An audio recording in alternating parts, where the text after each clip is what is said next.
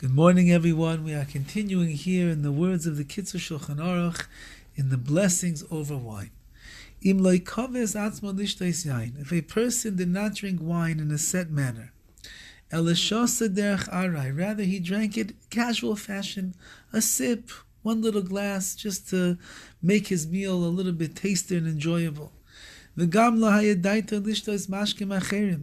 he also didn't have in mind to drink any other beverages. Then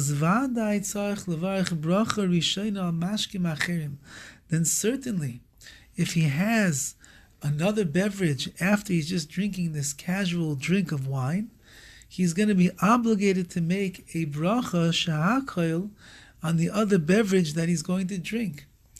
However,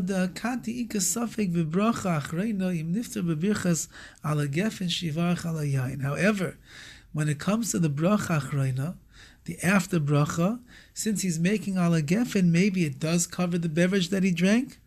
Maybe it doesn't. There's a suffix, we're in doubt over here whether or not it will cover it.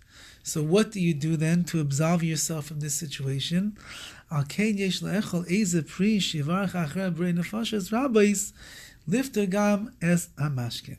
Therefore he writes, you should make sure you eat something else by this meal that you would be obligated to make a different bracha on, perhaps a fruit, or maybe even a piece of meat or cheese or fish, and you eat enough of it that you have to make Borei Nefashos Rabbis afterwards, and then that will cover the beverage that you drank as well, and the gefen that you made will cover the wine. That's one halacha. The next halacha, Mekadesh ala yain.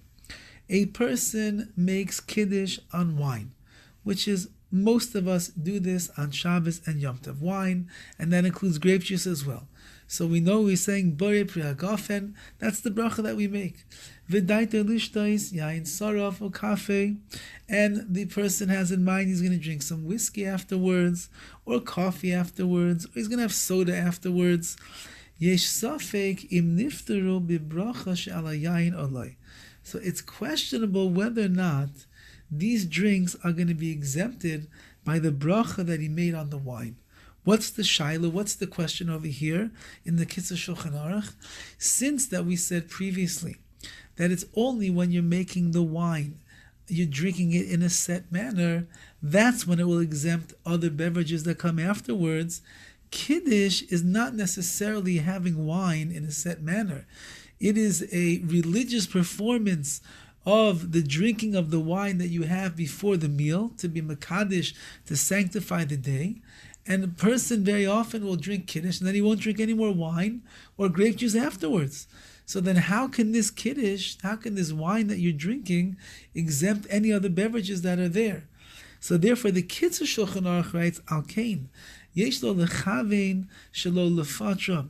You should have in mind when you make the bracha on the wine, you don't want to exempt any other drinks that you're going to have afterwards. And then in that case, you should have to make a bracha on them.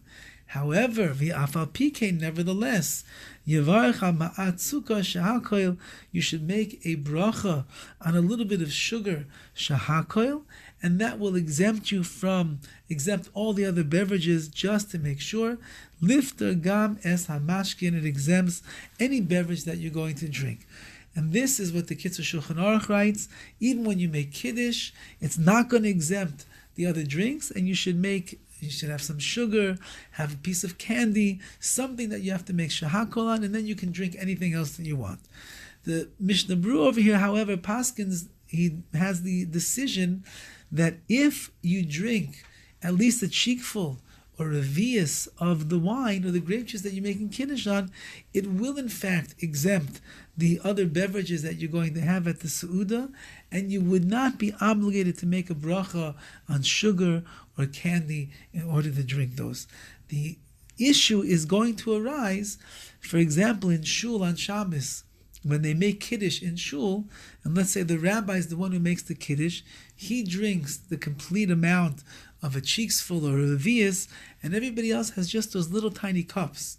If a person drinks out of those little tiny cups, so then he's not drinking enough to cover his beverage that he's going to have afterwards. And in that case, it would seem that for sure he's going to be obligated, even according to the Mishnah Berurah, to make a shehakol, a separate bracha on sugar or candy or something else that requires a shehakol, and that will exempt the drinks that he's going to have. Wishing everybody a wonderful day.